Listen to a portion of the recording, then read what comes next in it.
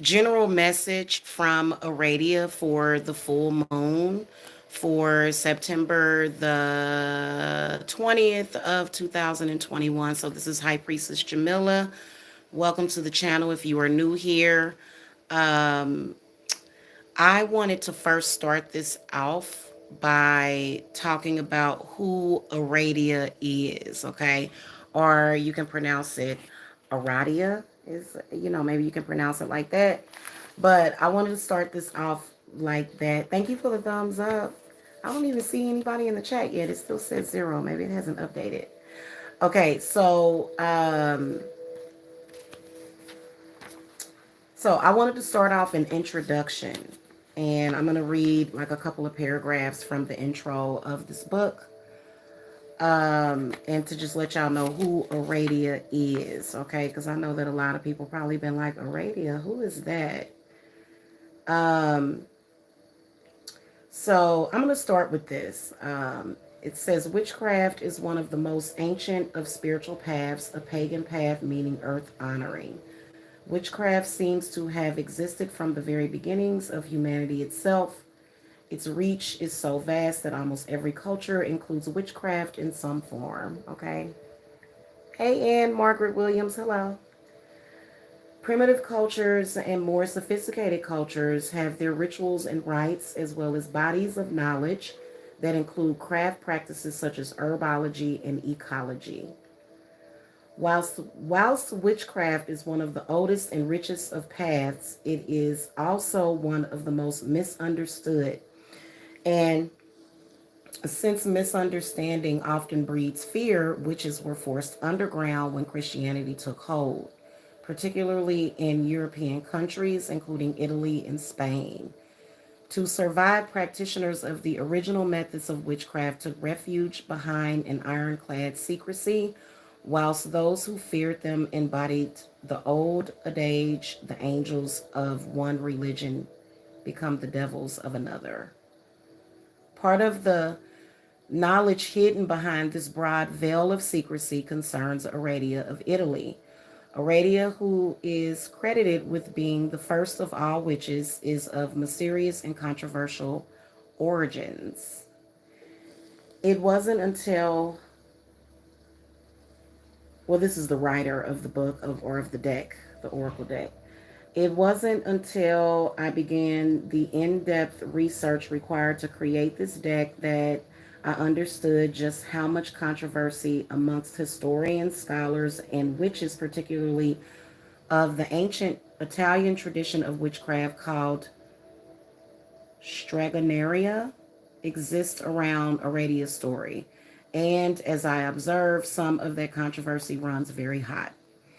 At the heart of the debate are questions about whether Aradia is a historical or a mythological figure, and whether stories about her hark back to the Dianic cults of the Etruscans, a quite mysterious people who lived in Etruria.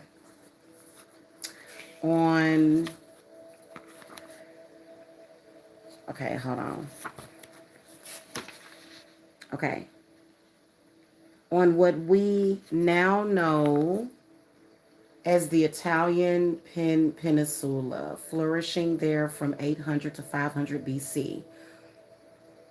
Or if the tales of Aradia are a more recent construct created between 1300 and 1400 AD.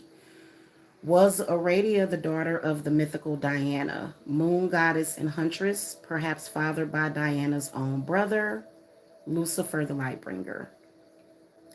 And did Diana send Aradia to spread Diana's word to her disciples across the land?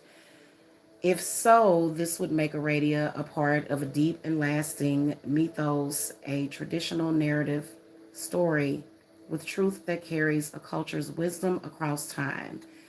In this case, Aradia's story would parallel stories of Jesus and his traveling disciples.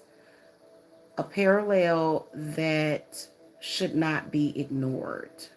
As many, I don't know if it's mythos or mythos, were Christianized as the new religion spread. The view gives us a starting place to look into Aradia's origins, as we must trace her lineage back, researching who bore or begot whom, just as we would that of non mythological families. Thus, we start with the proposed mother of Aradia, the very Roman Diana, whose origins can be traced to the sacred figure of Herodias, who in turn can be traced to the West African and Hebrew deity Lilith, and from there to the ancient Egyptian mother goddess Isis. Isis, who is considered the queen of all Egyptian goddesses, was both a mother and a protector of mothers, particularly during childbirth, a practitioner of magic, and very much associated with healing. Many herbs and healing incantations are sacred to Isis. All this she shares with Diana, and to this day surviving Stre, the plural of strega, an Italian term for witch, who are practitioners of stregoneria, place heavy emphasis on healing with specific herbs and incantations. Archaeological evidence suggests Isis worship is pre-stregoneria, since stregoneria as a distinct tradition first appears far later than Isis, perhaps as late as the early Middle Ages. However, Isis as an ancient worship deity was appropriated during. Hold on, guys. I'm sorry. Give me a second. Hold on. Hold on a minute.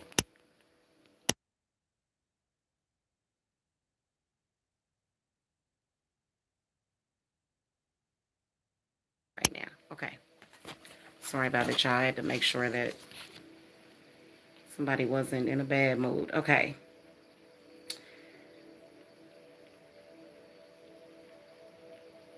Okay. So I'm going to skip like some of this because it's like taking a while and I need to hurry up and finish this. I'm sorry. I don't mean to rush. I have a little one running around here and he's kind of antsy because I think he done got sleepy. So Stregoneria, of which Aradia as the first known witch may be considered the forebear, is linked to deities who have been worshipped from a much earlier time than Stregoneria's own evident origins. And its witchcraft practices are very ancient too. Well-known writers, physicians, and philosophers of early Rome, such as Livy, Virgil, and Cicero, mention that many of their divination and healing methods have direct roots to Etruscan practices. This dates the Romans' methods to 1000 BC or earlier. But as noted above, with the spread of the new religion, Christianity, the old pagan ways were appropriated, assimilated, or eradicated, and practitioners of those old ways were sometimes tortured or even killed. As the old religions were forced underground, the new Christian culture began to refer to them as evil or against God. It became a crime not only to practice witchcraft, but eventually even the use of particular herbs and prayers to the old deities were criminalized. Also, many of the freedoms that women had held to heal, perform midwifery, travel, and for unmarried women to inherit land were stripped away, only to be replaced by a demand for submission and the instilling of fear. In this way, the old practices were lost, or if retained, they were veiled in profound secrecy. Let's see who's in here. Hello, Gillian and Ziana. Hello. Okay, so this book kind of goes on and on. I'm going to try to sum it up. Okay. So there has been a lot of gospels and a lot of books written for her, and she's actually in one of my favorite incantations, and so I believe that she's real because I have felt her presence, and she has always assisted me in matters of witchcraft, with as far as being bombarded with those energies of fear and all of that stuff, with the whole Christianity thing. So I wanted to read that to y'all real quick just so that y'all could know who she is. And if you get a cleanse from me, she's actually in the initial incantation that I do. And she's extremely powerful because she defends people that have open minds. She's like a defender of us witches, and she's very, very protective, very, very powerful. And I just love her. I do. I love her. So I am going to throw some cards, three of them actually out of this deck, and I'm going to call to Aradia, and we ask for your guidance today as far as what messages you have for everybody, not just witches, current, past, and then in the future. We do have a full moon coming up on the 20th of September. And what I have been feeling is kind of like an agenda to disconnect us from the witchy ways, you know, and needing to connect with the moon, needing to connect with nature, and needing to connect with our gifts as witches. And it's not for evil purposes. I mean, it's for healing. And at least that's what it's about for me. Healing and teaching and growth and the world and love and, just taking care of the earth, okay? And, being able to benefit from all of Earth's many, many benefits, okay? So that's my focus. Okay, so in the past, the hierarchy card comes up. And I've actually read this card to y'all before. I love, love, love this book. I love how in the book, everything is in alphabetical order. I love this book. I love this deck. If you guys don't have the Gospel of Aradia Oracle deck, you need to get it. So hierarchy. Seek equality in all your relationships, both intimate and professional. Our patriarchal Western society has not allowed women full freedoms and rights. How do you contribute to this? Can't talk today, y'all. Power belongs to all, not just the wealthy. Justice requires change. The pagan path was one in which the interplay between the masculine and the feminine resulted in two equal halves. The onset of a one God religion, monotheistic, that was masculine in nature, created a new paradigm that was heralded by revised laws. Those laws did not bode well for those of the feminine sex, and especially for those who followed the goddess's path. According to the Aradia legend, she did not come here just to teach magic. She was also committed to helping the poor raise themselves up and resist the wealthy. At the time of the creation of this mythos, many were living a hard life under a feudal system that gave them few rights. People could be forced into indentured slavery or put to death by their masters. The church was not necessarily seen as a kindly spiritual force, but rather an institution that owned much property and was bent on increasing its riches whilst expanding its grip on the people. In this context, Aradia was seen as a kind of Robin Hood, taking from the rich and giving to the poor. There are many stories of her bringing justice to the people and teaching women the power they had in magic. These stories were both comforting and reassuring to those shoved to the bottom of the hierarchy of power. Isn't that wonderful? And you know what? You know, It doesn't make any sense. The mono, like, I'm a polytheist, but the whole monotheistic thing just doesn't make any sense because it doesn't really give any input from the woman which is needed. Okay, seriously. So this is in the past. I feel like a lot of you guys have suffered from that, and then especially the witches, being oppressed and being attacked and being told that you're crazy and all this stuff. It's just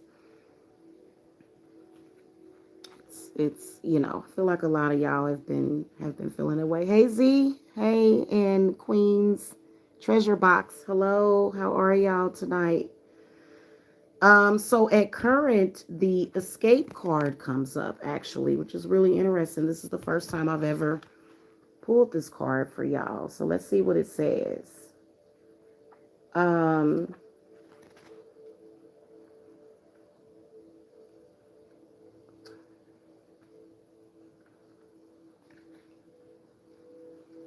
okay.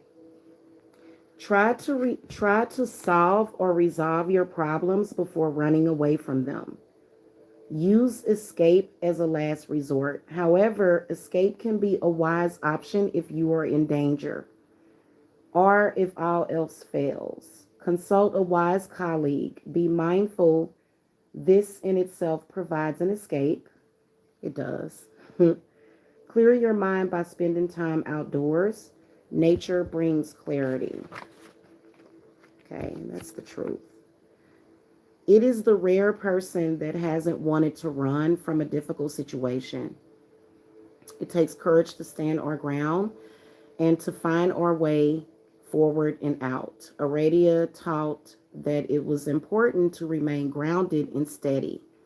Yes, but that, I'm sorry, grounded and steady. Yes, but that it is also important to release a situation or escape from one when needed. Aradia's own road was a dangerous one. Her teachings were considered controversial and subversive. So while she was able to think of wise and clever ways out of potentially challenging situations, she was also prepared to move herself from any situation she felt warranted in. She felt warranted it. When we think about escape these days, more often than not, we're thinking of a change of scenery, a vacation that lets us escape from our everyday worries, our daily habits, and the multitude of administrative tasks our lives require of us. This sort of escape can do the mind, body, and spirit much good. A retreat, a time dedicated to quiet and contemplation, particularly in nature, can be nourishing for the soul as well. Retreats are making a comeback these days, and rightly so. We all need the occasional escape from our routines so we can see best how to change what isn't working. Okay. So at current, a lot of you guys, okay, so let's say you're like me. At this exact moment, I can't exactly escape anything, but because it's just not the right time. Okay, I've got a lot going on. But what I do is I get out in nature and I also meditate a lot. And I've been doing meditation on and off today. And it's been pretty amazing, especially with some of the stuff that I'm working on as far as with my personal spiritual journey. Um, and then yeah, if it's a situation where your intuition, if you're in danger, like to the point where your life is in danger or something, you may want to escape it. But you know, I feel like, there have been times when I've thought, I've kind of been threatened before, and I was like, I ain't scared of you. You know what I'm saying? So, so you know what I'm saying. I think that it's about following your intuition, but then also maybe taking some time to yourself to be able to think, okay, and to be able to relax also and to heal yourself because nature is very healing. It is. Let me see what y'all talking about in the chat. Hey, Otterly. I'm drinking Fiji water. I'm not. I'm drinking, my water is Kroger brand, actually. All right. So in the future, and this is all relative to the full moon that's coming up on the 20th in Pisces, and I'm gonna be riding that moon on my broom. Okay, I'm gonna be riding that moon. You hear me? Seriously. Okay, so in the future we got the hedge that comes up. Okay, and so intuitively I feel like it's about nature also and becoming one with nature, but it's probably got a deeper meaning. I'm gonna have to read out of the book. Okay. Find and hold your own personal boundaries. We can't be completely open with everyone. Having healthy boundaries is an act of positive self love. Our plant allies can heal and nourish us. Plant a medicinal garden. So some of y'all might want to plant and you know what, that it is really really healing to plant herbs and stuff. It really is, not just to use them but also to plant them and to grow them yourself. Okay, and it actually says there is vervain, there is rue, wormwood, and the hedge.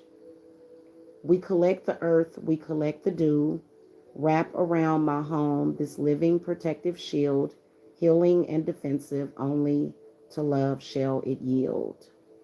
Okay, is what it says. And those are actually some very, very good herbs. Vervain, rue, and wormwood sounds good to me. Okay. Historically, a witch's garden held many treasures. And when it included a herbal hedge, could also protect her from prying eyes. The term hedge witch comes from these medicinal hedges, which many European witches grew. The hedges virtually enclosed the garden and provided privacy, not just for the practitioner, but for her visitors as well. A large part of Aradia's gospel concerns the use of herbs for health, balance, and healing. Infections were fought with garlic, which has antibacterial properties. Parasites were killed with wormwood. Pain relieved with a potion of dittany and white willow bark, which contains the same active ingredient as aspirin. Stre, I think the G is silent. Streg or Strehe also use many ingredients from the hedge in their midwifery practices. Olive oil eased stretching skin and the birth canal. Red clover cleared clots and the placenta. Red raspberry leaves were a tonic for the uterus, and vervain was a restorative and astringent.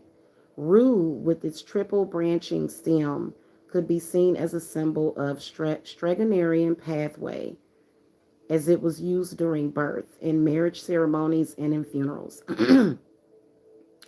Even the humble dandelion was used to increase urine production and as both a blood and digestive tonic. The darker side of herbalism or head witchery is poison making, also a skill of the strag. Most know herbal concoctions that could harm. Most knew herbal concoctions that could harm.